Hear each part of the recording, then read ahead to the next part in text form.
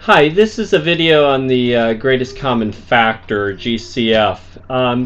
First of all, the greatest common factor is exactly what it says. It's the greatest common factor between two or more numbers. So let's say we have 36 and 24 and we want to know what the greatest common factor is. Well, one way to do it and a way to understand what it means is let's list all the factors. All the factors of 36 are 1 and 36, 2 and 18, 3 and 12, 4 and 9, and 6 and 6, because each of those pairs of numbers, if you multiply them together, they equal 36. Factors of 24, 1 and 24, 2 and 12, 3 and 8, 4 and 6. We have a lot of factors that are in common. 1, 2, 3, 4, 6, not 8 and 9, 12, and that's it. The greatest common factor is 12. And so that's what the greatest common factor means, and that's one way to find the greatest common factor. It's not the best way usually, though. We use GCF later, not in this video, but later to simplify fractions in one step. Okay? Now, besides this way that we just did it, or besides just looking at it and deciding what the greatest common factor is, you can do it by doing a factor tree. What you do is you do a factor tree for each number. You list the prime factors in order for each number. Circle the common factors. Multiply the common factors together once, not more than once. I'll explain what that means more.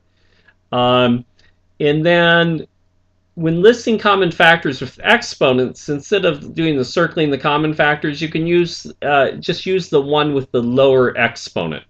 Now, this will make a lot more sense when we see an example here.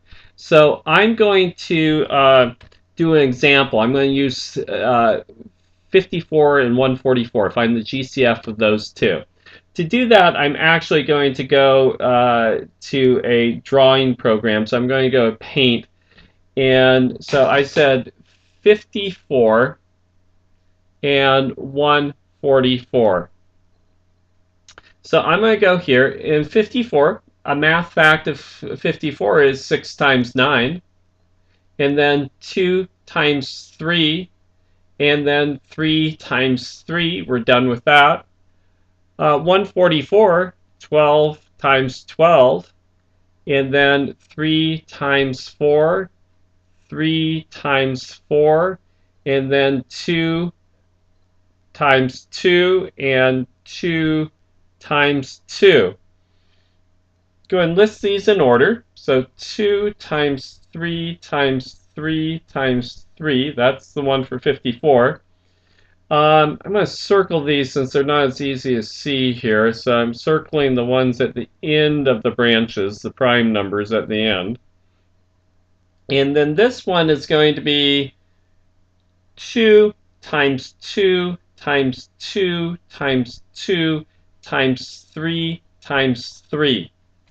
Now I'm circling them just to find the common factor. So a common factor is 3 and 3 and 2.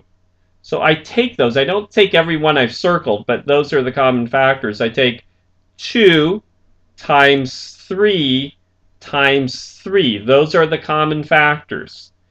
And so 2 times 3 is 6 times 3 is 18. So the GCF is 18. Oops, GCF is 18. Trust me, that's a C. Now, the other thing, when I talk about exponents, I'm going to go up here and write this. I could have written the factors for 54 as 2 times 3 to the third. And I could have written the factors for 144 as 2 to the fourth times 3 squared.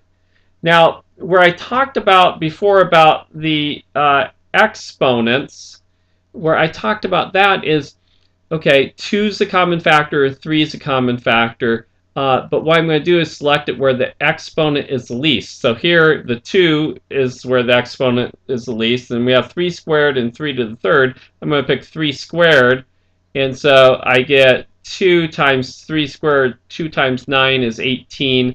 And that's what I meant when I was talking about how to use the exponent. So that's the other way to get the GCF, greatest common factor, when using exponents. Now, I'm going to get a new screen up here, and I won't save that. I'm going to do this with 3 numbers, because you're not limited to the greatest common factor of 2 numbers. Let's say I want to find the GCF of 12, 16, and let's say 20. Do the factor trees. 2 times 6, 2 times 3, 2 times 8, 2 times 4. Remember, your factor trees don't have to be in the same order I'm doing it, but your common factors will end up the same. And then 2 times 10, and then 2 times 5. So I'm going to list each of these. So I have 2 squared times 3. Those are for 12. That's a colon there. And then, actually, I'll just put a little arrow there. And for 16, I have 2 to the 4th.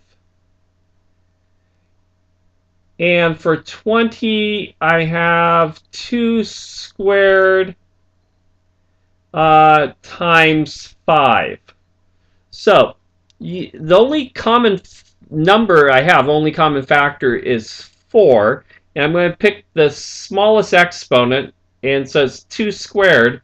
And so the GCF here is 2 squared, or 4. And so that's our greatest common factor. Now, I'm going to go back here, and I'm going to do it now with not with exponents, with variables. So let's say I have an expression like 12x squared y to the third, and then I have another expression of, let's say, let's say 18x y squared. So let's do the factorization of the numerical part first. So I have 2 and 6 and 2 and 3, and I have 2 and 9 and 3 and 3.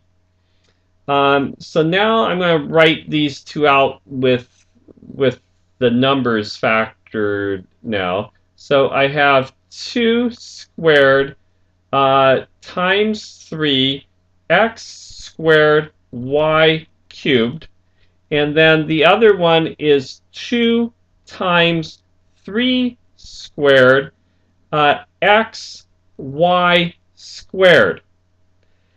Now, remember, when I have a common factor, I pick the one with the lowest exponents will do it for me. So here I have the 2 is going to be the lowest, the 3 is going to be the lowest, x here, and the y squared. So if I go 2 times 3 is going to be 6, and then x y squared is going to be our GCF.